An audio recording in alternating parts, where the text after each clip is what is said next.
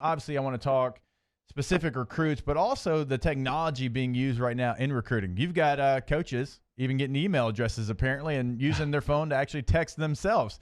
And so you've got coaches having to be creative right now with the Zoom conferences and everything going on. How is this all working out in your opinion? Well, I mean, twofold. One, and you're right, your boy has got himself an email these days, right? Nick Saban's got himself an email address, and coaches are really, golly, a lot of them at home figuring out Zoom, texting nonstop. And look, we know that they put together for the team side of things, however many meetings a week over Zoom or position meetings or access to the guys. But with recruiting, it's unlimited. I think, 4 hours a week for the team. Recruiting side, you can hit up guys as much as you want. And I've talked to a handful of college coaches, LSU and elsewhere, who said, man, when it comes to actually recruiting in terms of just talking to guys, I've never had an easier opportunity to make it happen because A, every kid's out of school everywhere, so they're at home.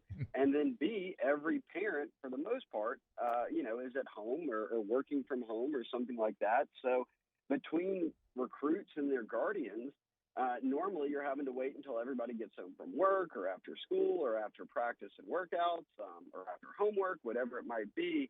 Now these college coaches seem to be able to say, hey, look, I want to talk to so-and-so. It doesn't take you too long to track them down and get them on the phone. So for that, it's been, easy almost. But then the flip side becomes they can't host anybody. And how much headway can you really make with recruits, especially ones not from around here, right? Like guys who don't know a ton about LSU, who wanted to visit LSU in the offseason. All of that's put on pause. And they had, with this new, dual signing day, one in December and one in February, so many kids are taking official visits in the spring and then signing with teams in December. That's not going to happen right now, and we'll see what happens over the summer and obviously into the fall. But maybe we're going to see a big run again of official visitors coming in for games in the fall, and let's just assume we're operating under normal circumstances. Jacob and T-Bob, and you can kind of get it, both being the five-star recruit you were, where colleges were fighting for you nonstop to hang out. T-Bob was. On it, yeah, right. Orgeron hates game day visits, and in large part because you can't ever hang out with them. On Friday night, you're with the team at the hotel. On Saturday, you're game planning and coaching all day, and by the time a school like LSU, for instance, any game that's worth coming to is at night, and whether it's 2:30 or 7, they're usually not out of there until super late, and that doesn't give you much time to then go out and take guys to dinner and all that. So maybe we'll see all these kids who thought they were going to visit in the spring end up visiting in the fall and come for games, which Orgeron and others don't love, but I think right now you'll take anything you can get. And hell, if they do visit in the fall, guys, that means you're having football, and I don't think anybody would complain. So you mentioned trying to recruit guys when they can't come see the campus for themselves. Correct me if I'm wrong, Shea. Jabril Cox never came to Baton Rouge, right? That's correct, and he told a wild story about it of being en route to the airport because he was set to be on his official visit when the SEC canceled all in-person recruiting. So this was like before the NCAA did it, which wasn't long after, obviously, and then before everything got shut down. The SEC was the one that said, look, until at least April 15th, we're shut down, and now that's been pushed back. But, yeah, Jabril Cox, North Dakota State graduate transfer, said, he told me last week when we were talking about it for an article I wrote, he said, how am I supposed to choose a school when I thought that, I guess his initial plans were, I'm going to graduate from North Dakota in the spring and North Dakota State, and then in the summer I'll show up on a college campus and I'll take a handful of visits in the meantime and certainly be able to make a decision. And instead, he, A, never visited LSU, B, he's stuck in Kansas City doing online courses, won't be able to walk at graduation at North Dakota State. And then that sort of led to this feeling on LSU's end of, oh, man, are we going to miss out? A couple of his coaches at North Dakota State have gone on to be coaches at other schools, Kansas State and a handful of others. He had interest from all over. So would he just go somewhere with some familiarity? And I think one thing that really helped here was Bill Bush and the reality that with his time out west, I mean, he's done Utah State, New Mexico State. He's gotten really good at recruiting Polynesians, and we saw it with Apu Aika.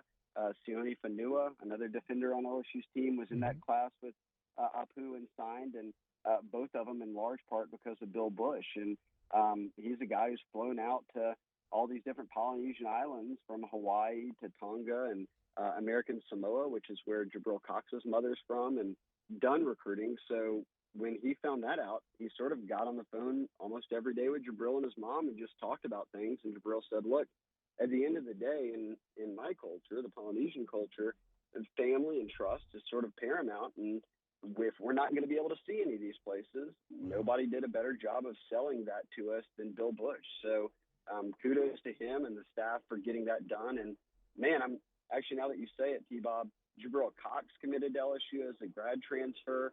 A 2022 kid named Bryan Allen Jr. out of Texas committed to LSU during the quarantine stay-at-home orders. And so did Dakota Mitchell, a 2021 safety. So between juniors in high school, sophomores in high school, and grad transfers, the quarantine era of college football doesn't seem to be holding LSU back very much. Yeah, I need to get on that Bill Bush recruiting territory, going Hawaii and the islands. That's something I need to get on. Catching up with Shea Dixon, 247 Sports here on Hanging with Hester. Hey, right now, Shea, when you look at it, LSU has 5 hard commits for this class coming up. Now, a year ago, they had a pretty big class early on. They got a lot of early commitments. Is this a case of just right now in the current times, or is LSU being a little bit more selective in who they're recruiting, considering the momentum they have from that championship? Well, I think it's both, but I think by design, and it was this before the everything got shut down, was the second part. I think they're being really selective, and they understood that last cycle. They took a bunch of guys early on, and that's okay. They were taking good players, but when it got down to December, and we'll remember, LSU was trying to figure out, how do I crunch these numbers? Like, what if all these guys we really want end up committing? And they sort of mutually parted ways with a couple of guys then, right before December signing period, but others throughout the recruiting process. And I think Orgeron saw that, look, we can still get the sort of end result that we want. And he did well last class. Look, they didn't sign a full 25, but that allowed them to get Jabril Cox. They still had their highest point total finish in the history of 24/7. So even though he would say, look, I maybe misstepped here and there with how we were managing our numbers, still turned out to be an excellent class. I think this time around, Orgeron's saying, I'm going to make sure that the guys that we take that we're sure about. And it's really tough to do right now when you can't see kids. You're not on the road to go watch spring football practices. You most likely, as my guess, are not hosting any sort of large summer camp where you're doing all of your in-person evaluations in the month of June. We'll see what comes there. But still, I think that Orgeron wants to say, hey, look, we trust our film evaluations and what we had in camp last summer and everything else to where they aren't going to take as many guys as early as they did in years past. And certainly this dead period right now helps that. Like, they would have kids on campus nonstop right now, and you're more likely then to just say, okay, get them on board, and you know what? We'll continue to evaluate everybody, and if it doesn't work out, it doesn't work out. They're not really doing that right now. So I think that it's kind of worked out in their favor. Like, if you're looking for some silver lining of if that's what their plan was, then it's kind of helped out a little bit by guys not being on campus all day, every day.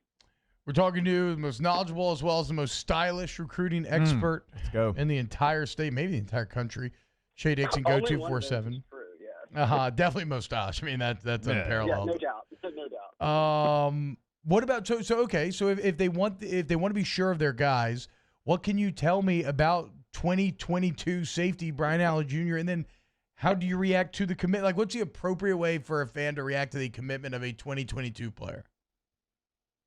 When he's this good, you can be excited about it. Okay. I mean, and this is a kid that we have ranked as the number 2 safety in the country as a sophomore, and he transferred into Alita before last season, and they obviously went all the way to a state title. But I always like to say that you can't really stumble into stats, especially at a high level in Texas. And you look at Bryan Allen Jr., 122 tackles as a sophomore, 80 of them were solo stops. I mean, you turn on the film and He's got a bit of Grant Delpit in him, I guess is how I would describe. They looked kind of in high school, really good playing free safety. He can, sit at the top of your defense and play center field. But in an age where, and we'll see with this shift in defensive philosophy, but we saw kind of free safety and strong safety become interchangeable under Dave Aranda. Yep.